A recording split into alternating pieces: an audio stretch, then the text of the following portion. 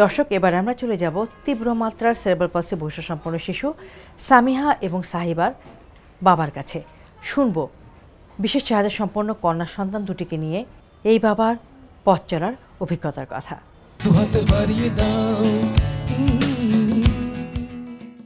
প্রত্যেকটা বাবা মারই স্বপ্ন থাকে সন্তান স্বাভাবিকভাবে বেড়ে উঠবে, জীবনযাপন করবে।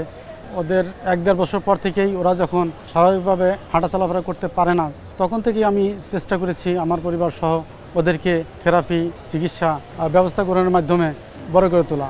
আর যদি ওরা স্বাভাবিকভাবে চলাফেরা করতে পারতো, অন্যান্য বাবার মতো আমাদেরও ভালো লাগতো। যেহেতু স্বাভাবিকভাবে চলাফেরা করতে পারে না, এবং সেই ক্ষেত্রে আমার চাইতে আমার পরিবার, বিশেষ করে আমার স্ত্রী অত্যন্ত পরিশ্রম করে যাচ্ছে। ওর মারও তো বয়স হয়েছে, কিন্তু কিছু তো করার নেই। তারপরেও যে চ্যালেঞ্জ, যে সংগ্রাম ওর মা করে যাচ্ছে, আমি তার প্রতি আসলেও কৃতজ্ঞ।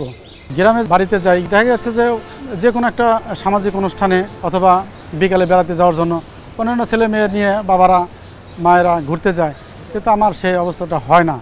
কারণ আমার মেয়ে দুটো স্বাভাবিকভাবে হাঁটা চলাফেরা করতে পারে না। মেয়েদের নিয়ে অনেক সময় অনেক চ্যালেঞ্জের সম্মুখীন হয়েছি।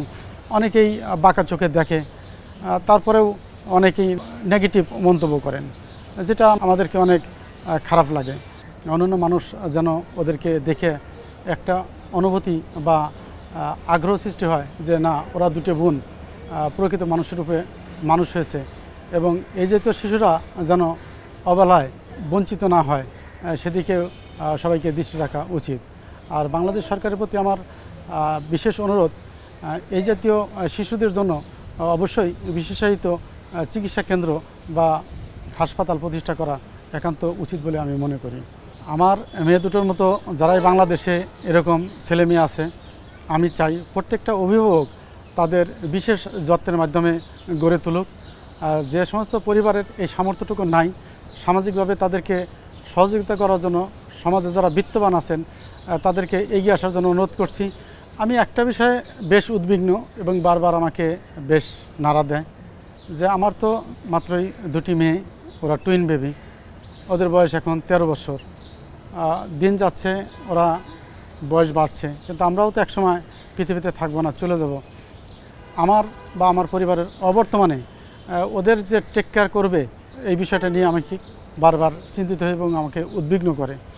তো বাংলাদেশ সরকারের যদি এরকম একটা চিন্তাধারা এবং এরকম একটা যদি প্রকল্প থাকে, যেখানে এরকম সন্তান তাদের নিজেদের মতো বেড়ে উঠবে, মানুষ হবে, এবং ভবিষ্যতে তারা সেখানেই, যাদের বাবা মা বা অন্য কোনো আত্মীয় স্বজন নেই, তারা এইখানেই মানুষ হবে, গড়ে উঠবে, এবং সেখানে তাদের একটা কর্মসংস্থানের ব্যবস্থা হবে।